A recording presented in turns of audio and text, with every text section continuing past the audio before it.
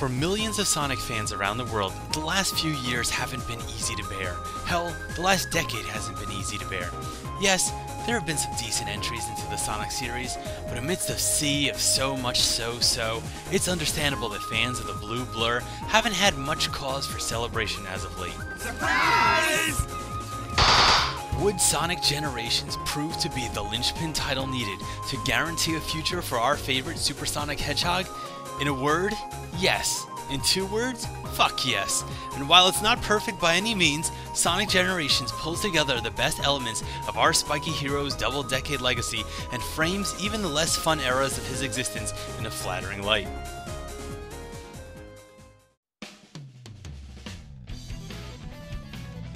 Let's face it, the story implementation of every Sonic game after Sonic & Knuckles has been terrible, thanks to the inclusion of voice acting.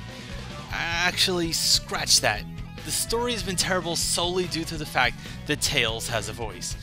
By now, Sega should have learned that fans hate Tails. Even in his debut game, Sonic 2, players went out of their way to kill the character off over and over and over and over again. Sonic, you should go over there and check it out! I bet you can bring that Chaos Emerald back just like you brought back our friends! Disregarding the many lines of annoying dialogue uttered by Sonic's sidekick, the premise of Generations is simple and cute in the same way a dog chasing its own tail is. It's all a big furry mess of spinning, time travel, and masochism, and in the end nothing really changes, but boy if it isn't fun to watch and laugh. Luckily, Sonic Generations is one dog that knows how to laugh at itself. The self-effacing humor sprinkled throughout the game, as well as the omission of some of the most painful parts of Sonic's history, speak volumes to Sega's increasing awareness that it's made a few missteps in the past and it's ready to make up for them.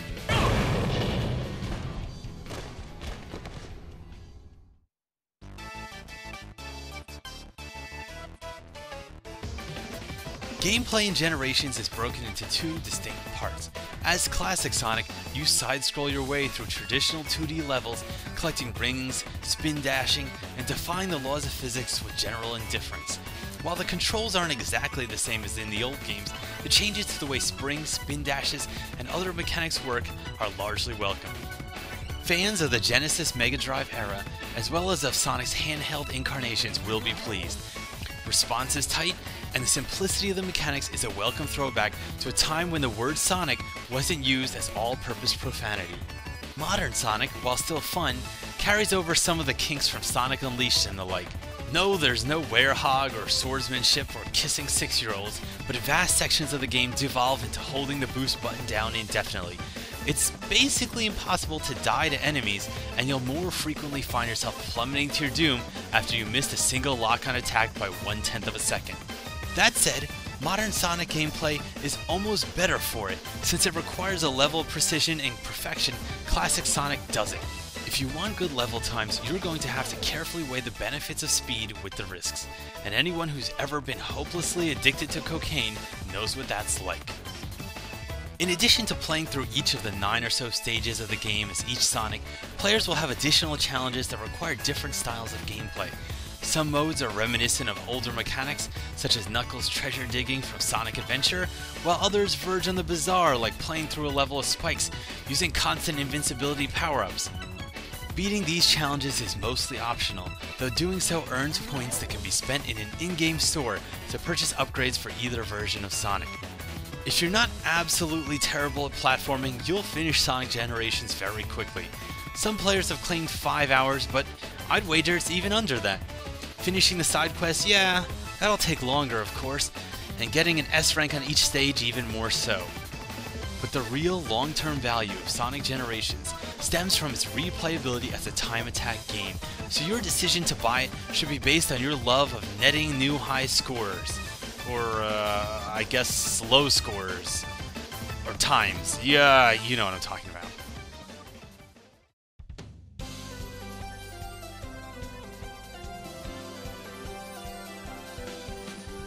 Aesthetically, Sonic Generations is beautiful, from the stark but elegant hub world to the colorful recreations of each epic of Sonic's past. The game is a great mix of old and new. Havoc physics lead to fun explosions and interactions with breakable objects, and the animation for both classic and modern characters pays tribute to their trademark personalities. Of course, I'm playing Generations on PC, where it runs at 60 frames per second at 1080p. If you're playing it on Xbox 360 or PlayStation 3, your results may vary. And by vary, I mean they'll vary between kind of choppy and really choppy. But hey, it's not all bad.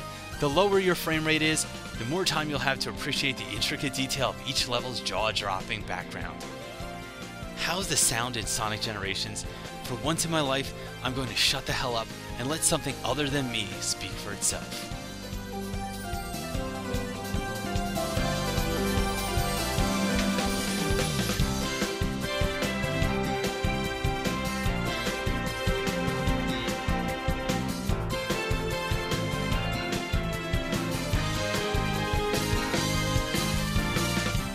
Sonic Generations is the most comprehensive, engaging, fun-to-play Sonic the Hedgehog title since possibly Sonic and Knuckles. It's difficult to say out loud, but Generations is actually a good game. It's a good Sonic game.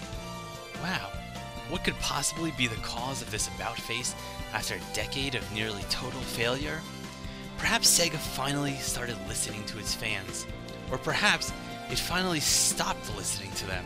Or, more likely, a giant time-tearing vortex sucked the development team into the past, forcing them to learn lessons in game design from 20 years ago before returning to the present to stop Biff Tannen from stealing the sports almanac and creating a future where Sonic still sucked. Is Sega in the clear for good? By all means, no.